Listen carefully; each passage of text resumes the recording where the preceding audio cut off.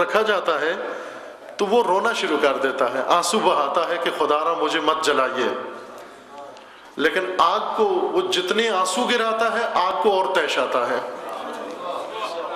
ہر آنسو سے شعلہ اور بھڑکتا ہے، ہر آنسو سے شعلہ اور لپکتا ہے. کیوں؟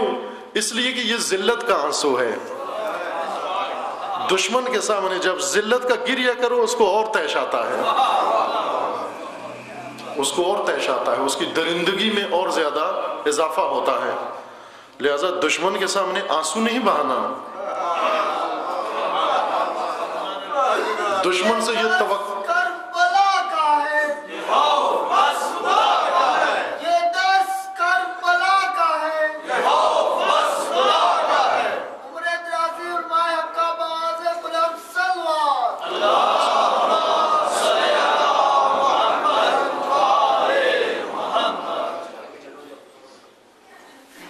جتنا روئیں گے اس کے سامنے، احساس ذلت کریں گے، اسے اور تیش آئے گا. یہ سادہ لوہی ہے. دشمن کے سامنے اس طرح کا گریہ کرنا کہ دشمن کو ہم پہ رحم آ جائے. بے رحم دشمن آنسوؤں سے رحم نہیں کھاتا، اس کے تیش میں اور اضافہ ہوتا ہے. جب لبنان کا صدر، لبنان کا وزیر اعظم فؤاد سینیورے، جو ایک امریکی ایجنٹ ہے، امریکہ نواز ہے، توجہ کریں، ایسی بھی قومیں، بدقسمت قومیں موجود ہیں جن کو ایسے حکمران میسر آئے کہ جب ان قوموں پر دشمن چڑھائی کرتا ہے، ان قوموں کے اوپر، نہ صرف دین کا دشمن بلکہ اس قوم کا بھی دشمن ہے، جب دشمن اس کے اوپر چڑھائی کرتا ہے، اس ملک کا وزیر اعظم، اس ملک کا وزیر دفاع، اس ملک کا وزیر داخلہ، یہ سب کے سب دشمن کے مخبر کا کام کر رہے ہوتے ہیں.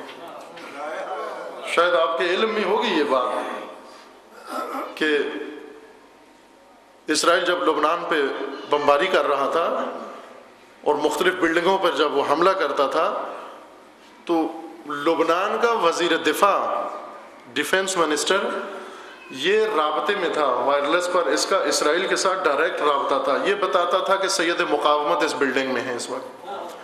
فوراً اسرائیلی طیارے آ کر پہنچتے، بمباری کرتے، بلڈنگ کو مسمار کر دیتے، لیکن سید مقاومت تک ان کی رسائی نہیں ہو سکتی تھی. جس ملک کا وزیر دفاع، بچانے والا، دفاع کرنے والا، دشمن کا مخبر بنا ہوا ہو.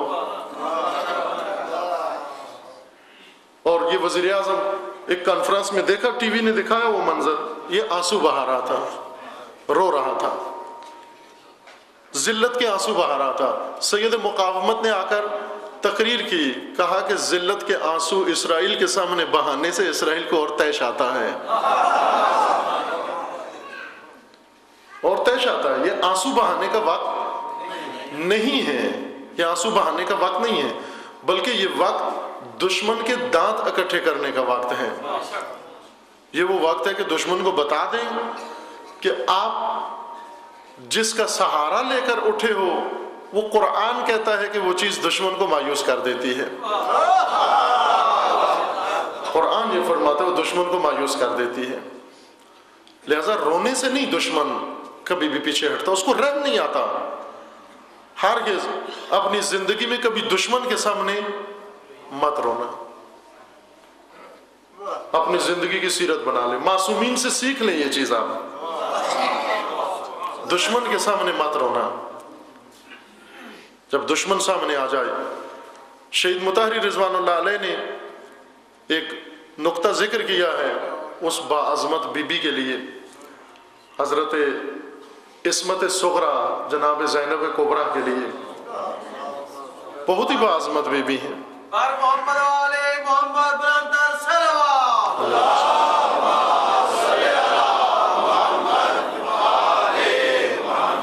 شہید مطہری فرماتے ہیں کہ شب عاشور تک جناب سیدہ بہت بیتاب تھیں، حتیٰ جب خبر سنی، سید الشہداء علیہ السلام نے جب خبر دی کہ میں کل شہید ہو جاؤں گا، یہ خبر سن کر بی بی بے ہوش ہو گئیں. شب عاشور سید الشہداء نے بی بی کو ہوش دلایا، ہوش میں لا کر پھر وصیتیں کی، اور وصیتیں کرنے کے بعد جب بتایا کہ کل آپ کا اصلی سفر شروع ہوگا، اصلی مرحلہ آپ کا شروع ہوگا جب بی بی کو معلوم ہو گیا کہ مجھے کیا کرنا ہے. اس کے بعد اتنا صبر آ گیا اس بی بی کے اندر اور اتنی دلیری و بہادری آ گئی بی بی کے اندر کہ دنیا نے دیکھا قدم قدم پر بنت علی کی شجاعت بڑھتی ہی گئی، بڑھتی ہی گئی. پھر جا کر گریہ نہیں کیا، خصوصاً عبید اللہ کے سامنے نہیں روئی بی بی، نہیں روئی. یزید کے سامنے نہیں روئی، کوفیوں کے سامنے نہیں روئی بی بی. کیوں نہیں روئی؟ اس لیے کہ بی بی کو معلوم تھا کہ یہ رونے کی جگہ نہیں ہے، یہ رونے کی جگہ نہیں. روئی بی بی، بہت روئی، بھیا کی لاش سے لپٹ کر بہت روئی، اس کو ہاتھ پہ اٹھا کے بہت روئی. لیکن یہی بی بی جو شب عاشور اتنی بے تاب تھی اب اتنی شجاع ہو گئی، اب اتنی دلیر ہو گئی. کوفہ کے بازار میں جا کر سناٹا چھا گیا. بی بی نے خطبہ دیا. یزید کا دربار جو اس نے بڑا باہیبت اور پرہیبت بنا رکھا تھا مرعوب کرنے کے لیے، بی بی کے خطبے سے وہ سارا روب اس کا خاک میں مل گیا.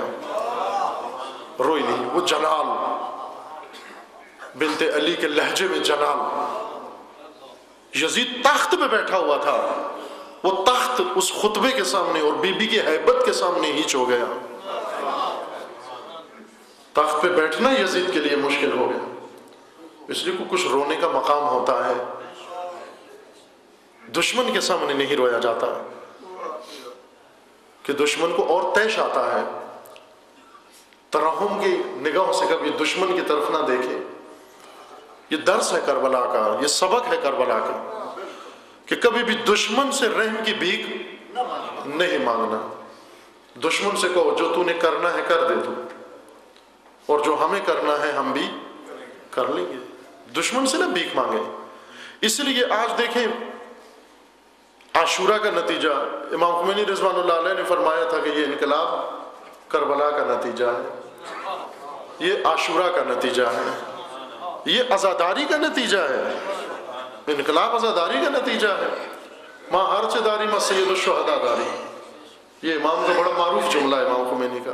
ماں ہر چداریم از سید الشہداء داری، یعنی ہمارے پاس جو کچھ ہے وہ حسین ابن علی کے طفیل ہے. جو کچھ ہے وہ حسین کے صدقے میں موجود ہے. کربلا کیا سکھاتی ہے انسان کو؟ آج پوری دنیا نے محاصرہ کیا ہوا ہے نظام ولایت کا، لیکن کسی سے رحم کی اپیل نہیں. رحم کی اپیل نہیں. کسی کو نہیں کہتے او واسطہ بنو ہمارے اور ان کے درمیان ہمیں بچاؤ. رحم کی اپیل نہیں کرتے. کیوں؟